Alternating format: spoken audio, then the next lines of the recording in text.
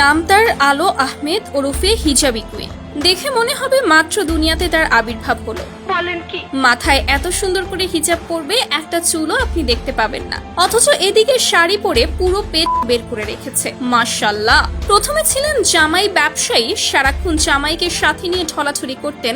এরপর একটু জনপ্রিয়তা পাওয়ার পরই জামাইকে ভিডিও থেকে আউট করে দিলেন। আমি বিশ্বাস করি তুমি আমাকে কখনোই ছেড়ে যাবে না। অবশ্য তার স্বামী এবং তার মাঝে কোনো পার্থক্য নেই। কেন বলছে এই কথা? হিজাবি কুইনের স্বামীকে যদি ভালোভাবে দেখেন তাহলে বুঝতে পারবেন তার বউয়ের লিপস্টিক, মেকআপ, পাউডার সবকিছু দিয়েই ক্যামেরার সামনে চলে আসেন তিনি।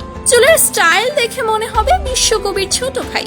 নিঃসন্দেহে তুই ঠিক কথা বলেছিস। একটা কথা আছে না, মানুষের শরম লজ্জা না থাকলে সবকিছুই সম্ভব। তার জীবন্ত প্রমাণ হচ্ছে হিজাবি কুইন। তার পর্দা শুধু মাথা পর্যন্ত, তাছাড়া বাকি সবকিছুই খোলা।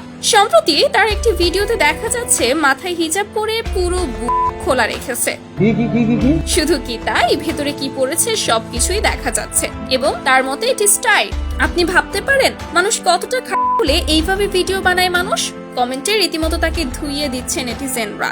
দেখেছি। আজকাল ভিউ পাওয়ার জন্য মানুষ কত নিচে যে নামতে পারে তা হয়তো এদেরকে না দেখলে বোঝাই যেত না। কখনো কখনো তো সুইমিং পুলের স্বামীর সাথে গোসল করা অবস্থাতেও তাকে দেখা যায়। তুই ধৈর্য ধর। শুধু তাই নয়, থেকে শুরু করে পাবলিক প্লেস সবখানেই জামাইকে সাথে নিয়ে ফোস্ট করতে দেখা যায় এই হিজাবি কুইনকে। তার নাম শুনলে মনে হবে কতই না পর্দাশীল মানুষ, অথচ কাজ করে ইবলিশ মত।